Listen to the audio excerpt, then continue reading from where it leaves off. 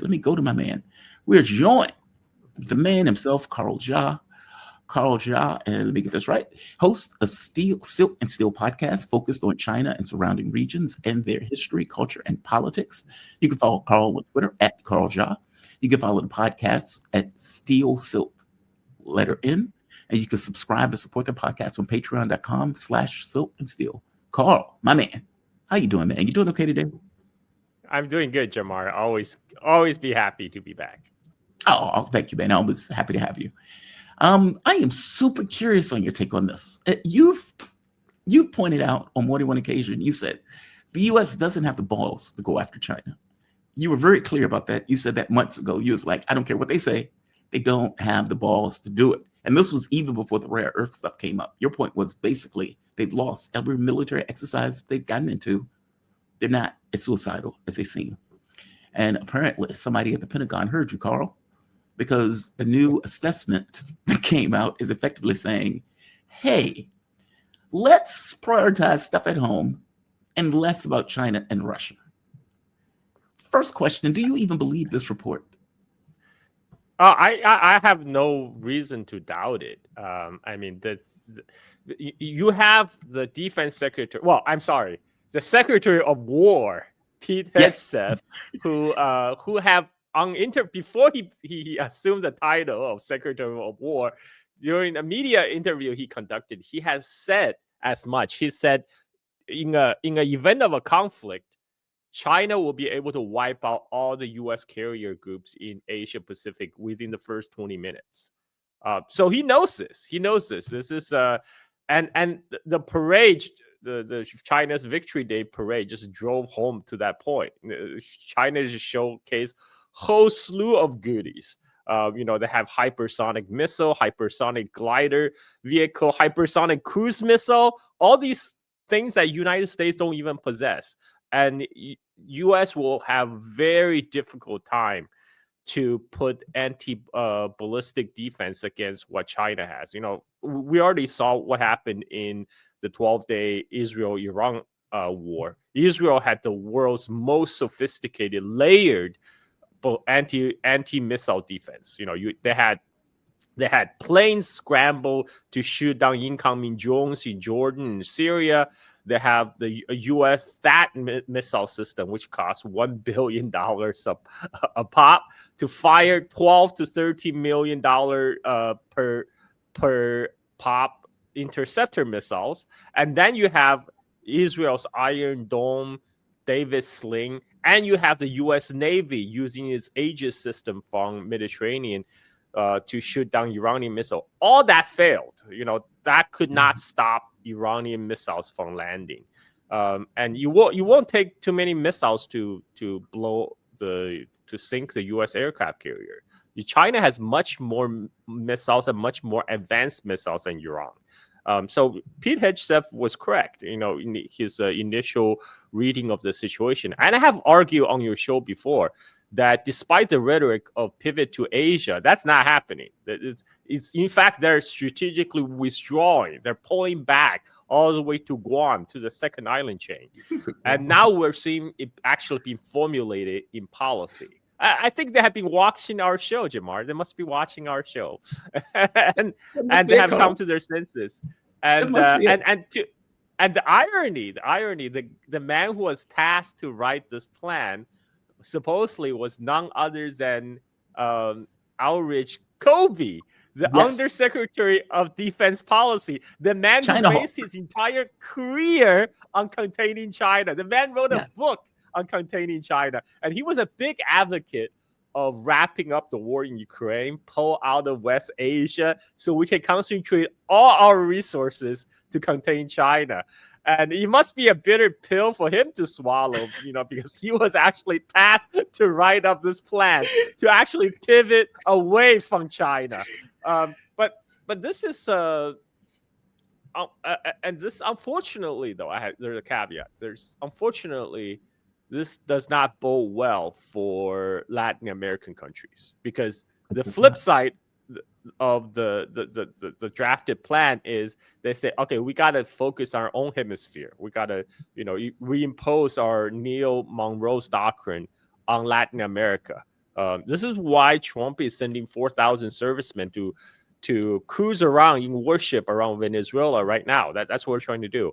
But again, there's always a caveat. The caveat is that U.S. empire is not run like Russia or China, right? Russia or China have a coherent national policy with long-term planning. You can trust Xi Jinping to execute things like Made in China 2025, which they have largely accomplished, and you can trust Xi Jinping to see through the expansion of Chinese military power. But this is the United States we're talking about. Even if Trump administration draft this plan, it doesn't mean it's going to get executed. This is U.S. is a collective is a collection of oligarchs competing for power. There's many conflict of interest.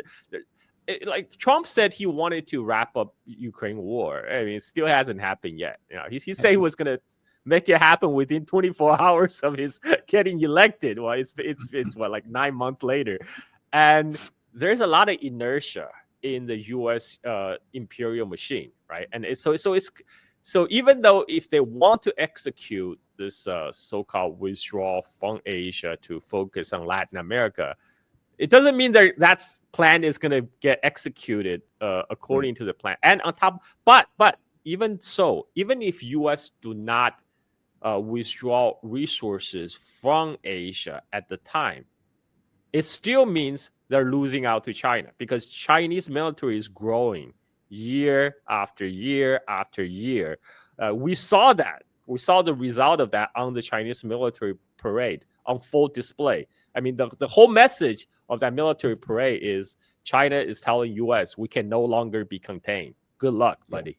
And then even if the U.S. keep its current military posture in East Asia, Western Pacific at stable level without reducing anything, they're still losing in relative terms against China in the power balance, because China has local superiority. China is not planning to fight United States in the Caribbean, in the North Atlantic, in Africa. Chinese military is designed to win a war around China's neighborhood, and all of Chinese Navy, which numerically already outnumbers the number of ships that U.S. Navy possess, is all concentrated in one area, Western Pacific. So China has absolute local superiority in the region.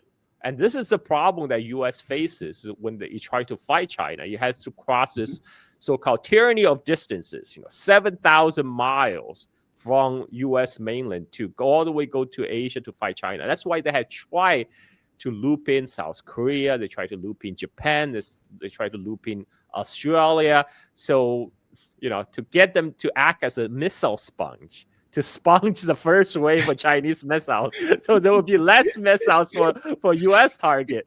But I mean, I don't know how well that plan is executed. They just they just got videotaped dragging South Korean engineers in chains and cuffs. And this is a company that was invited to invest in United States. These South Korean engineers, they didn't come here to take American jobs. They came here to set up the factory so the factory can employ more American workers down the road. And yet, what did the U.S. do? They made a huge spectacle, like the whole humiliation ritual of dragging the South Korean engineers away in chains. I mean, this will be very, very hard to swallow for South Korean public. I mean, they and then you are telling them you guys are gonna act as our missile sponge so you can sponge missile attack from China. I don't think that's gonna fly. I mean, this is why they are doing this. I think finally Pentagon is realizing their limitations. So they at least recognize the problem. Whether they can execute it successfully, that's a different matter. But now they have gone through the 5-step grieving process cycle, Jamar. They went through denial, anger, bargaining, depression. Now we're finally coming to acceptance stage. And It's funny. I can imagine Eldridge Colby crying on his typewriter as he's typing this document. Like, my entire life has been a waste. My entire life of trying to contain China. I mean, they had been talking about 2027 as the year. And I don't know where they got that year from. I honestly don't. China, as you pointed out, in that military parade, that wasn't even their best military products. China has hypersonic missiles, hypersonic glide bombs. China has missile systems that can hit boats from hundreds, if not thousands of miles away.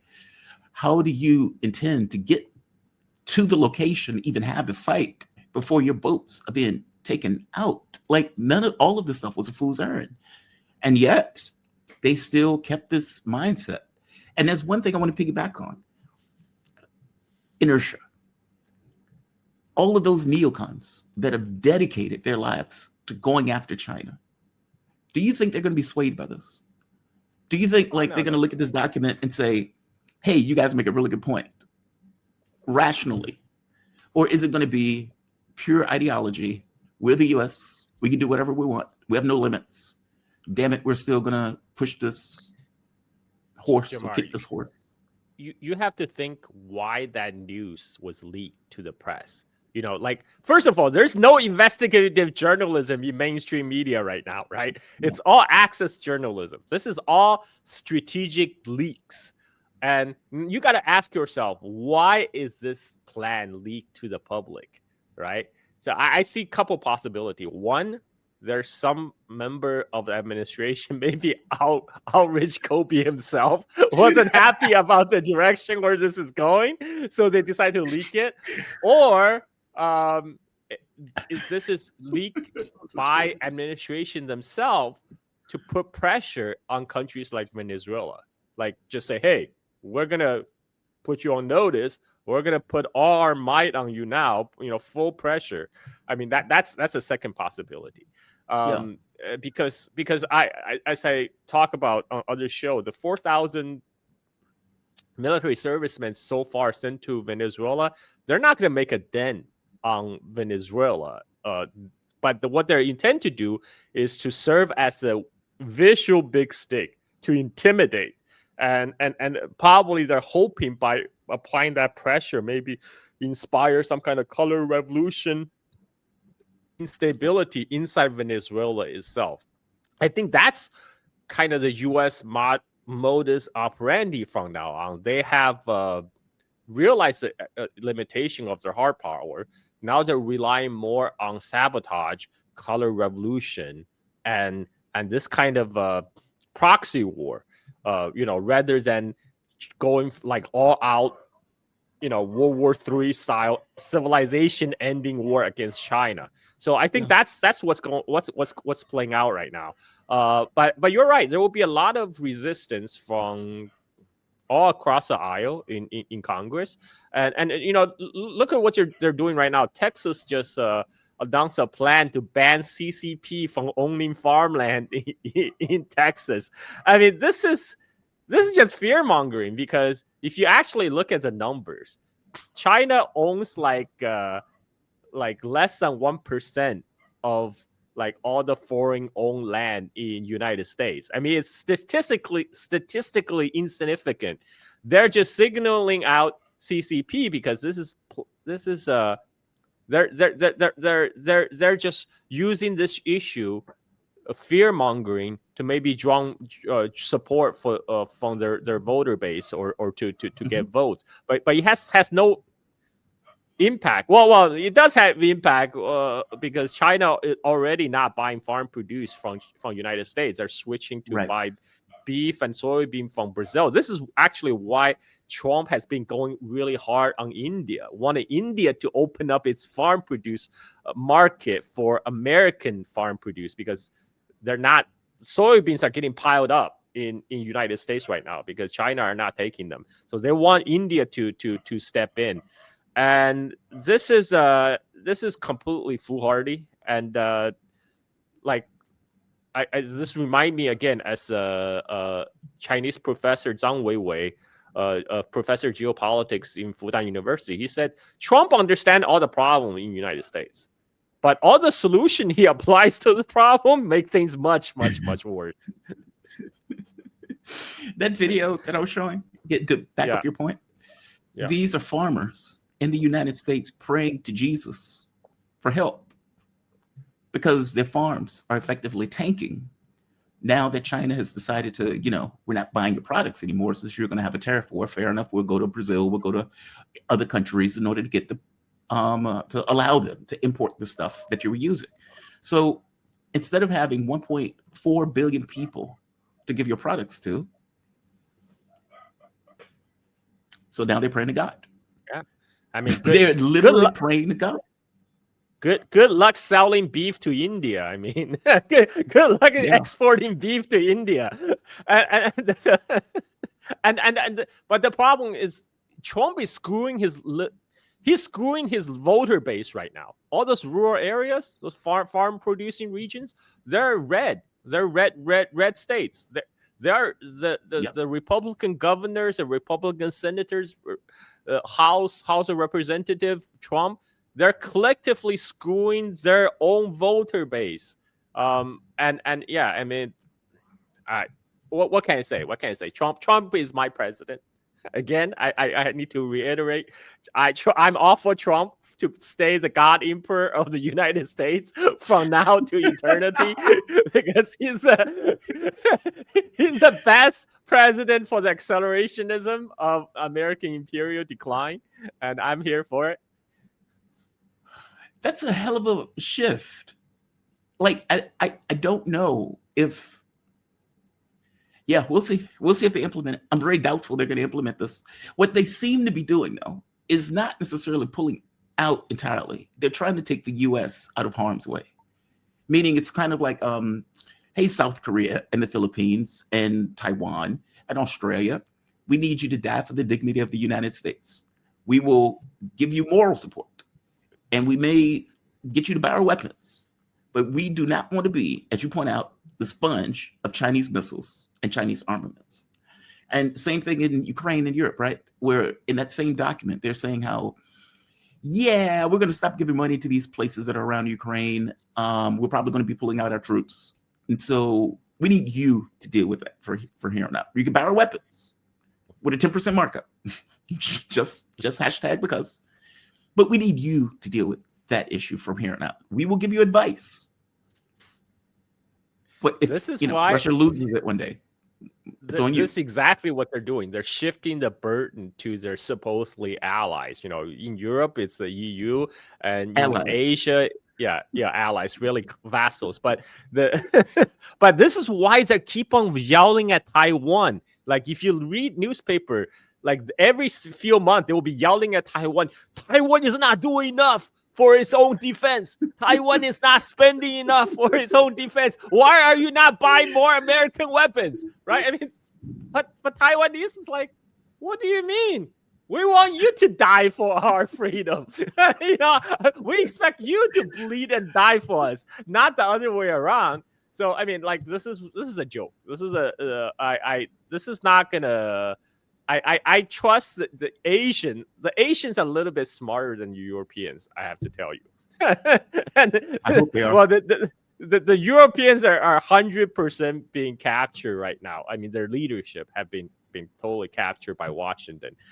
So that's a hopeless case. But in Asia, they're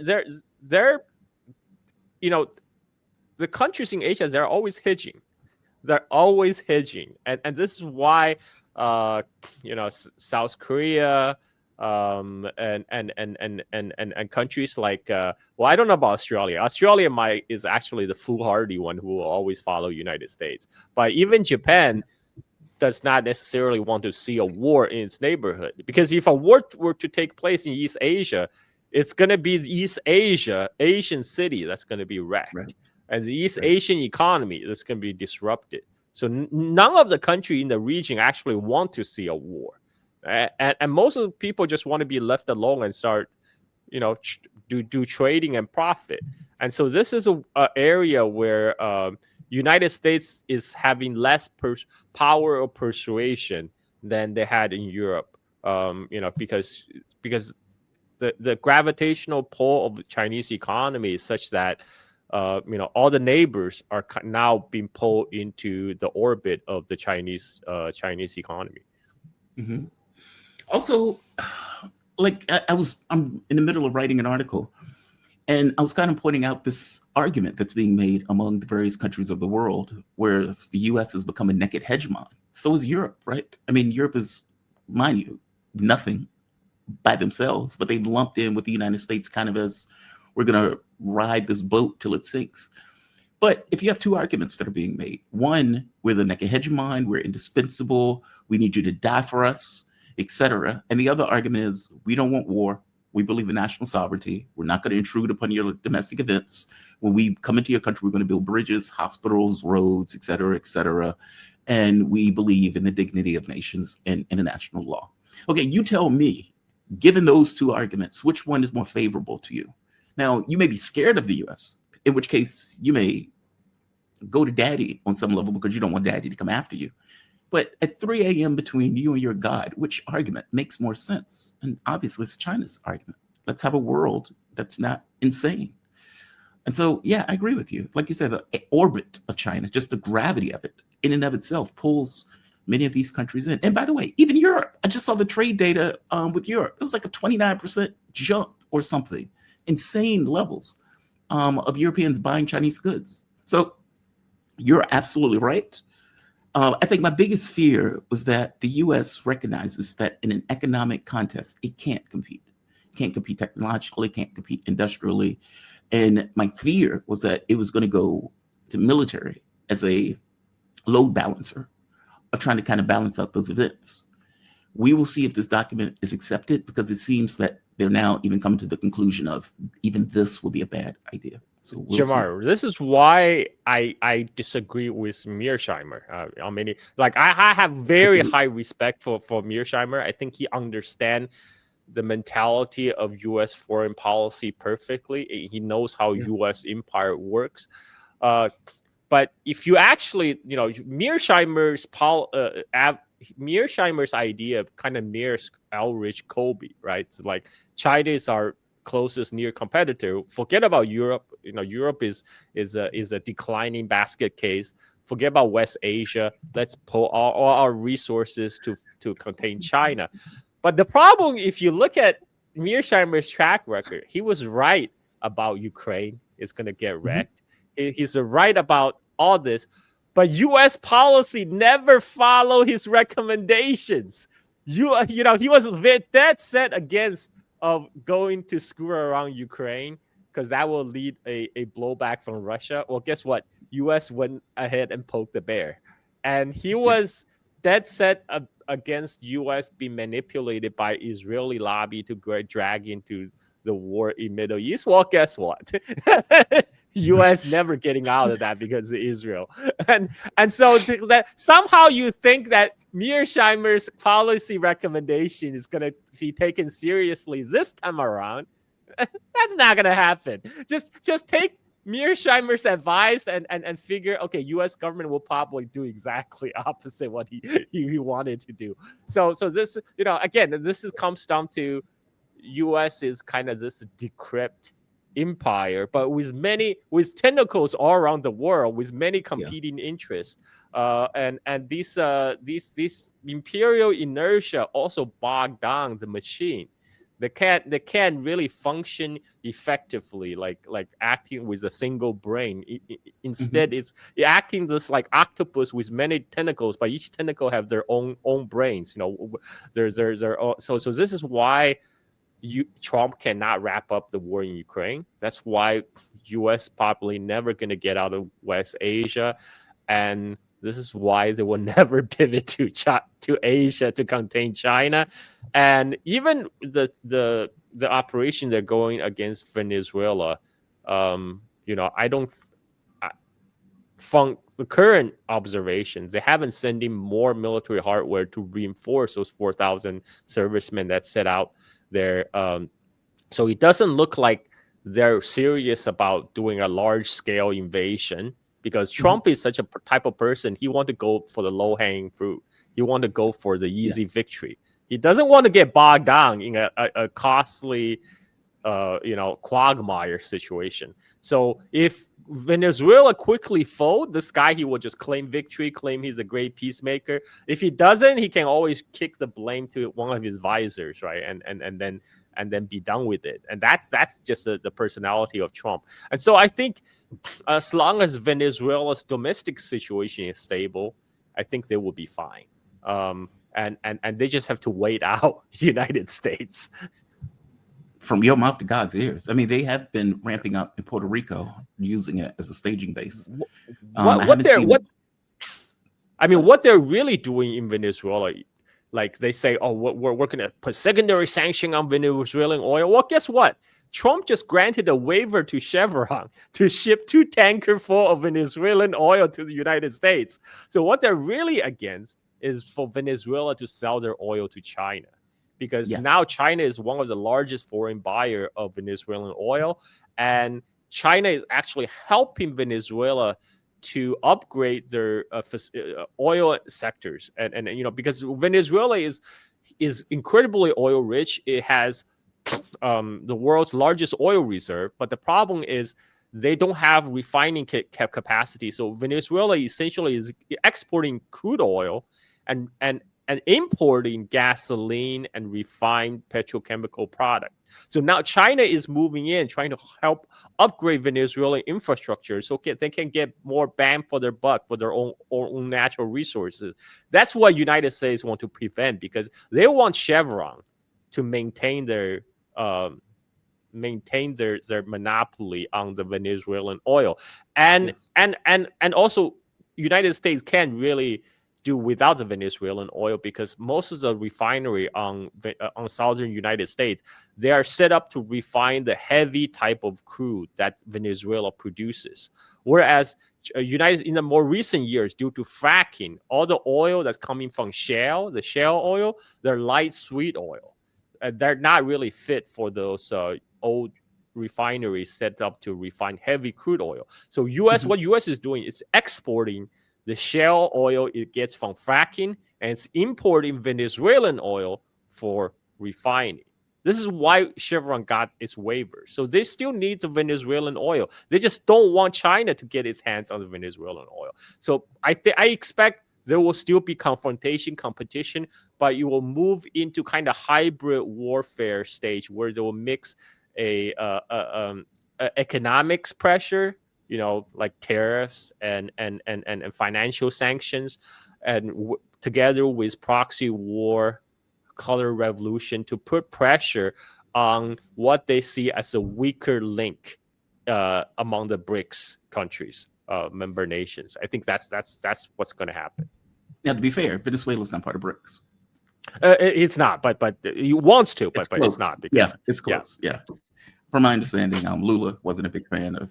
Exactly. they have a very I don't understand why Venezuela and Brazil have this testy relationship, but you're right. Because of that, they're not member of the BRICS.